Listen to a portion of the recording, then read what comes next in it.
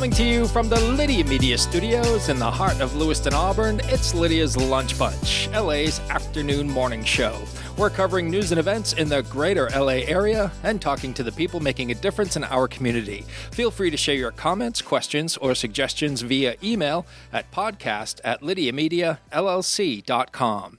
Today's show is brought to you by Ruper's Beverage and Redemption. When it comes to beer, wine, and spirits, don't botch it, squatch it. At 4 locations in Lewiston, Auburn, and Oxford. Learn more at rupersbeverage.com, and remember, the party starts at Ruper's. It's Mark flying solo today, and I am joined in studio by the president and CEO of our Lewiston Auburn Metropolitan Chamber of Commerce, Susan Ruhlin. Welcome back. Thank you so much. It's always a pleasure to be here talking all things chamber. And you are coming back fresh off vacation, right? Yes. Okay. Yes, so a little mushy brain, but we'll get it squared away in a few minutes here. Before we get to the interview with Susan, we're going to take a look at some headlines for Tuesday, July 14th. Over 570 Central Maine healthcare employees have left the health system in the past 5 months. According to the Morning Sentinel, the departures coincide with the health system's change in ownership to Prime Healthcare Foundation. Current employees say key positions have not yet been filled and that the departures have created staffing shortages that are jeopardizing patient safety. The Sun-Journal reports that the Lewiston Fire Department and the Office of State Fire Marshal determined that the cause of Sunday's apartment building fire in Lewiston was likely caused by improper disposal of smoking material. The fire displaced 32 people, and the future of the 425 Main Street building remains unclear. The Androscoggin County Commissioners will vote tomorrow on whether to merge the emergency communication system with Lewiston Auburn's to create a regional facility. Androscoggin County operates its regional communication center at 2 Turner Street in Auburn. The Lewiston Auburn 911 emergency communication system operates at 552 Minot Avenue. And Seniors Plus was awarded a T-Mobile hometown grant to support the installation of an ADA-accessible computer lab and privacy pods at the Encompass Education and Nutrition Center. The investment will expand access to digital skills training, workforce development opportunities, and telehealth services for older adults and adults with disabilities throughout Western Maine. Now it's time for the weather. Rain or shine, it's all okay. Grab your uke and start the day. You don't need perfect skies above. Hey, just a song and a little love. Boy, have we got a lot going on today. Mostly cloudy today with a heat advisory in effect and thunderstorms likely this evening. And in certain parts of the state, they're calling for a tornado watch. Yeah, I live in that part of the state. Do you? Yeah, I think it's going to be some pretty wild weather. It's going to be crazy. Yes, we will have a high of 92 and a low of 64. Mostly sunny tomorrow with a high of 84 and a low of 67. And sunny on Thursday with highs in the low 80s. In sports, the Major League Baseball All-Star Game is tonight at 8 p.m. The Red Sox will be represented by Aroldis Chapman, Wilson Contreras, and Cedar Rafaela. Ranger Suarez made the team, but is nursing an injury. That is your news, weather, and sports. And right now it's time for the podcast segment that is Sweeping the Twin Cities. It's time for famous people birthdays. Like my backup singers? Yes, I love that. Pretty cool, right? They're famous. It's their birthdays. It's famous people birthdays. It's famous people birthdays. Let's take a look at FPBs for July the 14th. We're going to start off with Jane Lynch, who is 66 years old today. Her breakthrough role came as Sue Sylvester in the musical comedy series Glee that ran from 2009 to 2015.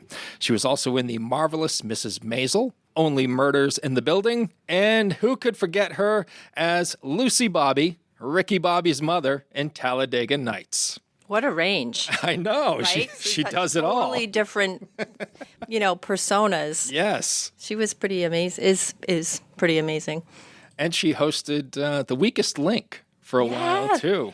Right. She replaced that. Who was that other, that British woman? Ooh, I don't remember her name. She was very austere, and you felt bad if you didn't get the question right. Yeah, she made you feel bad. Absolutely. Singer and comedian Kyle Gass of Tenacious D is 66 years old today. His Tenacious D partner is Jack Black, and they starred in Tenacious D in The Pick of Destiny. Also had Ben Stiller in there, and Dave Grohl of the Foo Fighters playing the devil. Actor Jerry Hauser is 74 years old today. He played Dave Killer Carlson in the film Slapshot. That came out in the 70s and continues to be a favorite of our hockey guests during hockey season. And rounding out FPBs for July the 14th is Rosie Greer, who is 94 years old today. Rosie has led quite an amazing life. He is a former professional football player. He played defensive tackle for the New York Giants and the Los Angeles Rams. And while with the Rams, he was a member of the original Fearsome Foursome. After football, he worked as a bodyguard for Senator Robert Kennedy during the 1968 presidential campaign. Greer was guarding Ethel Kennedy when Senator Kennedy was shot. Although he was unable to prevent the assassination, Greer took control of the gun and subdued the shooter, Sirhan Sirhan. Then he became an actor. Wow. And he starred in the 1972 cult classic, The Thing with Two Heads. And he was in a bunch of other movies too, but that's the one I think people will remember the most. Yeah, I mean, I always associate him mostly with football, but I had no idea on the Sirhan Sirhan tackle. And it gets better. He was also an ordained minister who visited O.J. Simpson in jail in 1994 to provide some spiritual support. A sheriff's deputy claimed to have overheard their tearful conversation where Simpson allegedly confessed to the double murder, prompting the defense to invoke the clergyman penitent privilege, which successfully blocked the confession from being used in the criminal trial. Oh, my. Wow. Amazing stuff. You learn so much whenever I come here. I tell you, we're all about educating and sometimes entertaining. Those are your FPBs. Now it's time for some OTDs. It happened on this day. It happened on this day. It happened on this day. 1 year ago on this day in 2025, the new I Know What You Did Last Summer was released, marking the return of the OG survivors, Freddie Prinze Jr. and Jennifer Love Hewitt, after a new group of teens are targeted by a hook-wielding killer. Have you seen any of those movies? Tangentially, I have, because I have 3 daughters, so, I think they had them on at various times. Yeah. I like the sequels. I still know what you did last summer. I think I remember what you did last summer, and I'm pretty sure last summer you did some sketchy stuff. I don't know. 19 years ago in 2007, Rebecca Romaine married Jerry O'Connell, and they remain married to this day. 26 years ago on this day in the year 2000. Speaking of Rebecca Romaine, she played Mystique in this movie. The first X-Men movie was released. It is 82% certified fresh on Rotten Tomatoes. What do you think about Rotten Tomatoes? Do you think it's accurate? I never look at it. People who listen to this podcast on a regular basis know this about me. Like The Thing with Two Heads, the movie that I mentioned earlier, that's my kind of movie. Yeah. I love these low budget, $10,000 budget and a dream kind of movies. Did you see Backrooms? No. What? What are you talking about? You like your low budget movies? Okay. Well, I haven't seen all of them. Well, that's a more recent one, but that I think the filmmaker was maybe 20, and I think that was shot for like a really low amount of money. It was a YouTube produced movie, but it made millions at the box office. I'm not looking for a good movie. I want to be entertained by, low budgets. So you're always criticizing the Oscar selections. I don't even bother with it. That's not my wheelhouse. Oh my goodness, what a segue. 27 years ago on this day in 1999, the Blair Witch Project was released. There you go, right? Case and point. That movie was originally made for under $100,000. Yes. Then with post-production and marketing, the final cost, I love this, was between $200,000 and $750,000. That's crazy. There's a lot of leeway there, right? And then it grossed over $248 million worldwide and ranked as the best found footage movie of all time. Wow. 37 years ago on this day in 1989, Timothy Dalton made his second and final appearance as James Bond with the release of the 16th Bond film, License to Kill. That was followed by GoldenEye in 1995, where Pierce Brosnan replaced Dalton as James Bond. Who was your favorite James Bond? I've never seen a James Bond movie in my life. Sorry, what? Susan. I never have. I think maybe I saw Moonraker as a kid because I remember that the guy with the teeth, I think they called him Jaws in Moonraker. Exactly. So I think that's the only Bond movie I've ever seen. Yeah, I haven't seen a lot of them either, but I do think Pierce Brosnan was probably my favorite. Okay. So. Well, how was Sean Connery? I think he was good too, but he wasn't my Ian Fleming depiction, the author of the Bond series. It wasn't my depiction of Bond. I thought Bond would be a little, I don't know, more svelte and, I don't know, lifted out of the pages of GQ magazine. Gotcha. The way Pierce Brosnan was. Yeah. In my opinion. Definitely. In September, Sarah and I are emceeing And Wells' Autumn Night Out. Oh. And the theme is Casino Royale. Oh, nice. So you're going to have to kind of up your game on your Bond. I mean, yeah, and my wardrobe as well. The vernacular. You'll have to get the cocktail shaken, not stirred. That's right.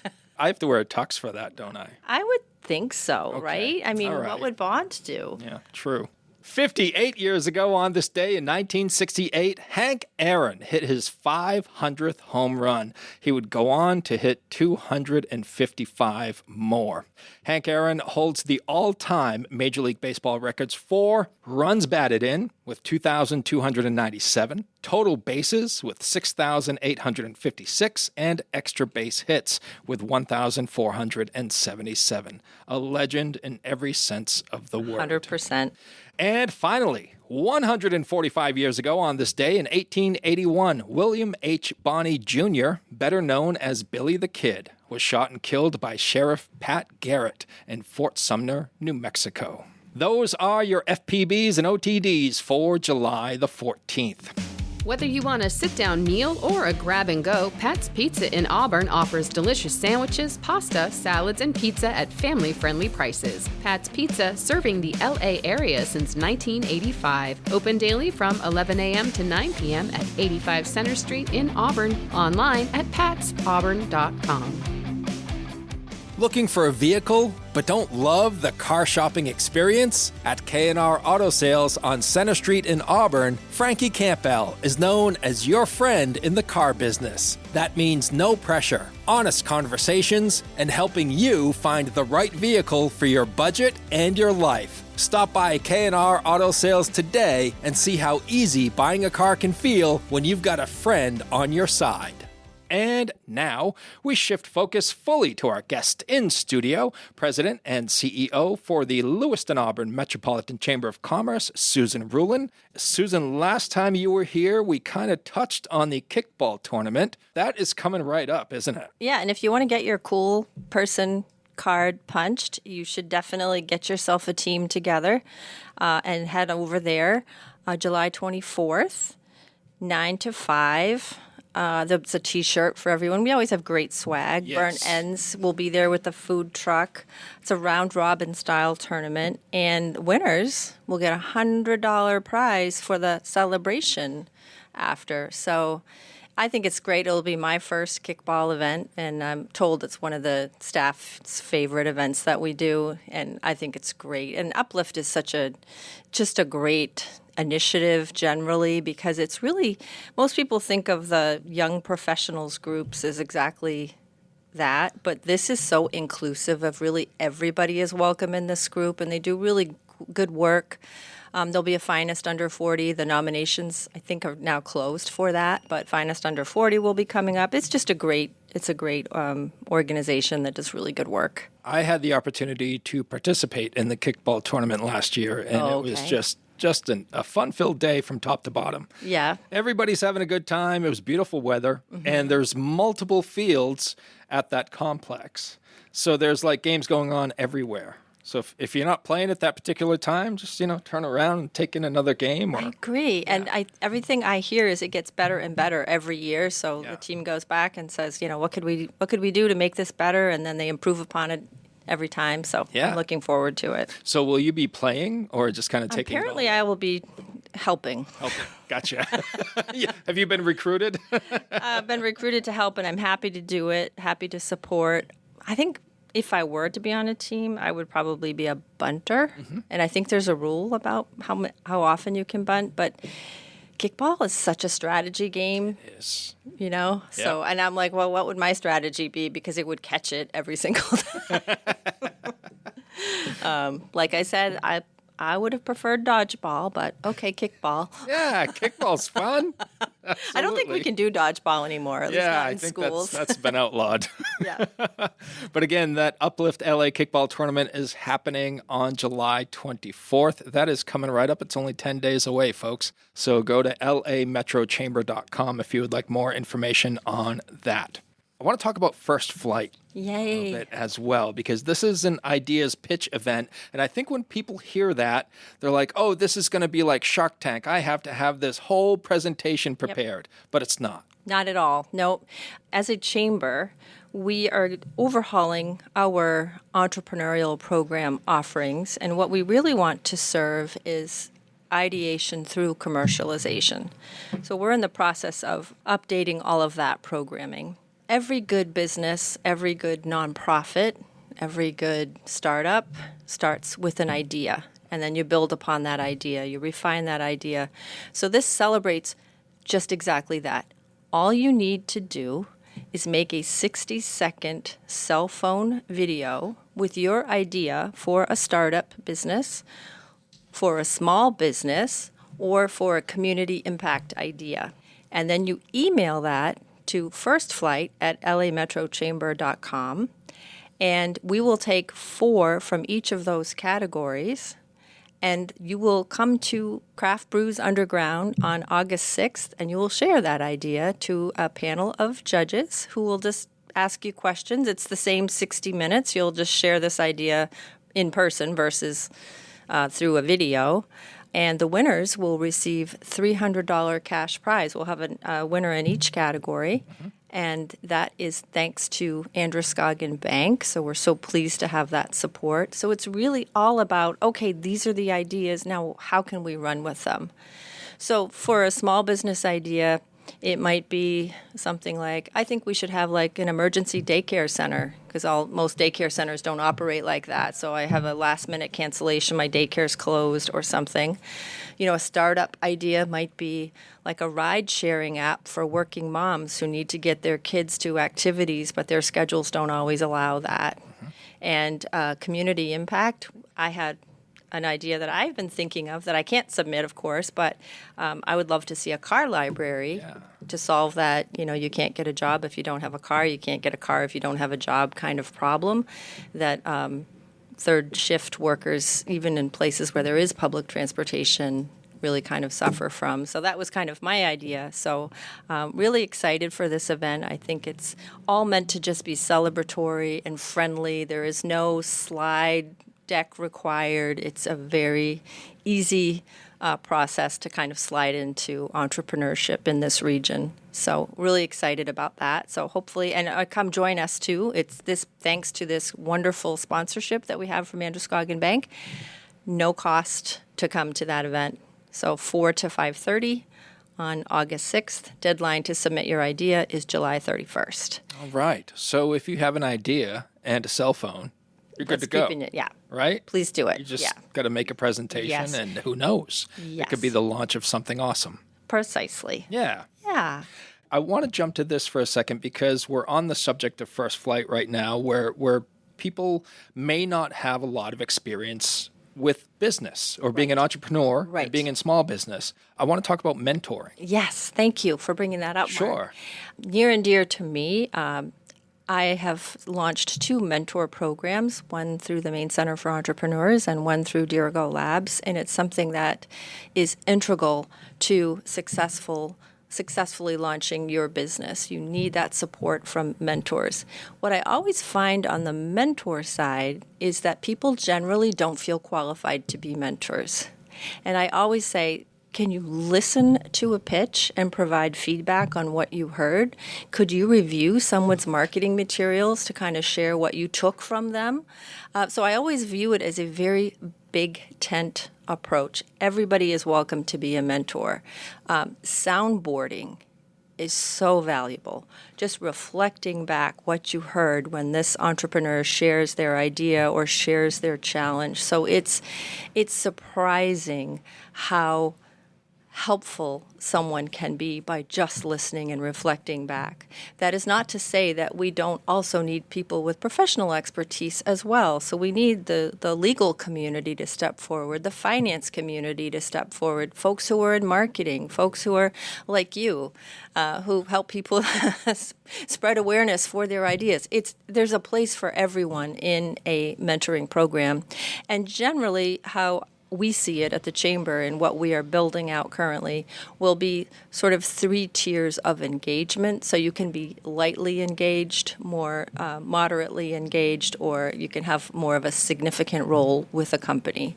So it's building an entrepreneurship community here and ultimately a culture of innovation.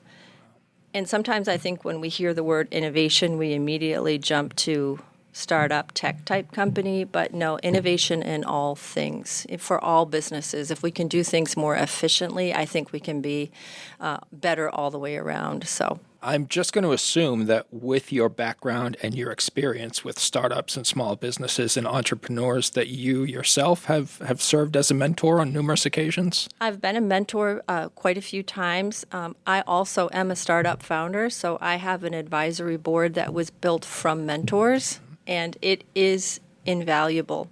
You know, if you participate in an incubator or an accelerator program or any kind of entrepreneurial training program, it's impossible to teach everything. You can't be an MBA in a box, right? It's just because your business is so unique to you, and so you can't do a one-size-fits-all program necessarily. What you can do is teach people the questions to ask, right? And what is unique to them? How can they validate their idea? And some of the protocols for doing that. But it's those mentors that make the difference because they're really keyed in on just you, not everybody. So having that sort of customized group of people, and in my experience, that changes the trajectory of the initial idea gets refined to a place that the group of people needed to help you also changes along the way. So I do think that is something where you can have mentors come in and come out based on where you are as you move along through the program. In your opinion, Susan, what type of person makes a good mentor? Absolutely a good listener, somebody who can listen and reflect, truly. I think sometimes, I hate to say this, but sometimes I think entrepreneurs can be very love drunk on their idea and they don't want to hear that maybe this idea needs more refinement or maybe go back and just work on this a little bit more and then come back and we'll talk about this again. But you do get I've been working with entrepreneurs for a very long time and this is just my personal experience. And I really thought I knew everything there was to know about customer discovery methodology, how you can interview people and get feedback from a focus group or a survey on your, potential business idea. So I made a survey for my own startup, and I was so fortunate to have good counsel from Lisa Noble, formerly of the Halloran Lab for Entrepreneurship at Colby College. And she went through my survey, and she said, that's a leading question. That's a leading question. So that data is not going to be really that beneficial to you. And I thought, thank you. I was love drunk on my idea. So, having her looking at that objectively was very helpful to me. And thank you for sharing that. It's great to get that perspective from both ends of the spectrum. Yeah, of course. Yeah. And before we wrap up here, Susan, let's highlight the Chamber Breakfast that is coming up on August 13th. Yeah, because we're sort of kicking off this kind of new entrepreneurship programming.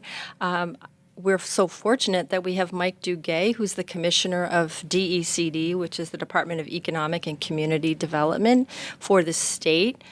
He's been in that role. I think it'll be just about a year when he comes to speak with us. And Mike is just a really wonderful guy, very supportive person. Formerly, before being at DECD, he was with Thomas College for a number of years, worked very closely with Lori LaChance, who was their longtime president.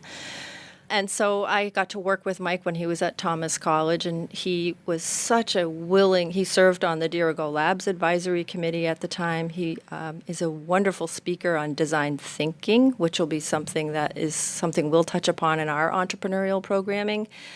So I think he'll have a lot to share about how the state provides support and some of the programs that I think many don't know about that are available through the state. And so I think just understanding that resource navigation within the state is something that he'll talk about. So exciting. That'll be at the Hilton. Doors open at 6:45, which I'm still getting used to. So you'll probably be spending the night on Wednesday night, right? Yes, I will. As Susan mentioned earlier about the tornadoes, she doesn't live around here. She has quite a commute. Yes. So, yes, as Susan mentioned, Thursday, August 13th for the Chamber Breakfast. And again, you can go to lametrochamber.com if you'd like more information on anything Susan has touched upon here in this interview. Susan, is there anything that we've missed that you'd like to cover? I think that's pretty good. We can talk about golf next time. Well, we're doing very well with golf, so but I'll save that for our next meeting at Lydia's Lunch Bunch. Dirigo Federal Credit Union is proud to call Lewiston, Auburn home. Whether you're buying a house, saving for the future, or growing your business, we're here for you, right where you live. Visit dirigofcu.com and feel the difference of a credit union that truly knows LA. As you know, Susan, we close out the show with the segment called 3 Random Questions, which you're getting awfully good at, by the way, as a recurring guest here on the Lunch Bunch. So we've got some new ones for you. Great. All right, Susan, if you could be any age for the rest of your life, which age would you choose and why? I would say 45. 45 is a great age.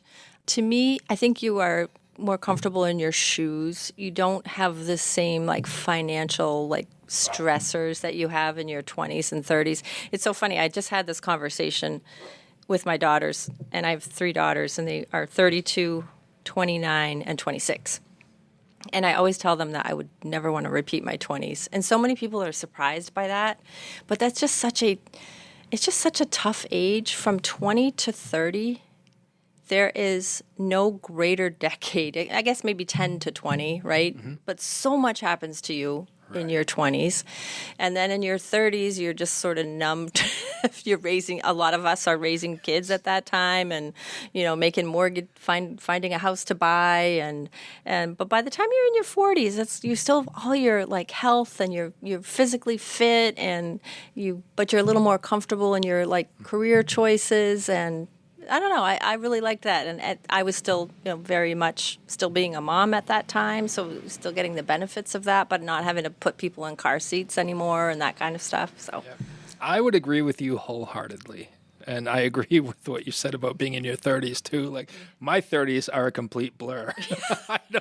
I need pictures to prove to me what happened when I was in my 30s. But 20 to 29 looks so different, right? Right.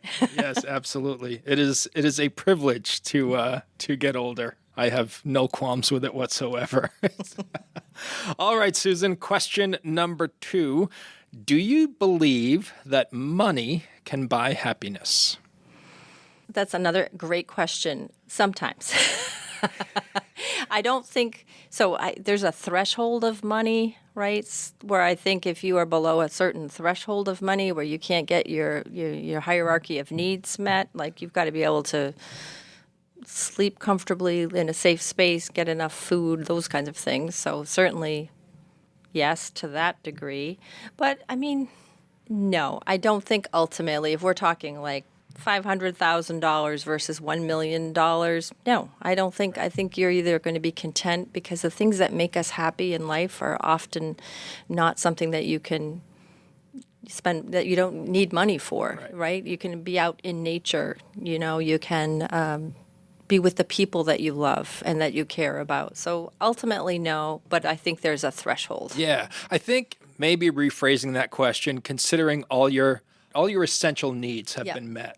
Yes. Okay. Do you believe money could buy happiness? And I think maybe that was the first read of that question. And I think so much of the time we are striving to buy things, to do, if I get this piece of jewelry, that would make me happy. Or if I, take this trip to a far off destination, that would make me happy. It just sets aside things that are, temporarily that are not making you happy.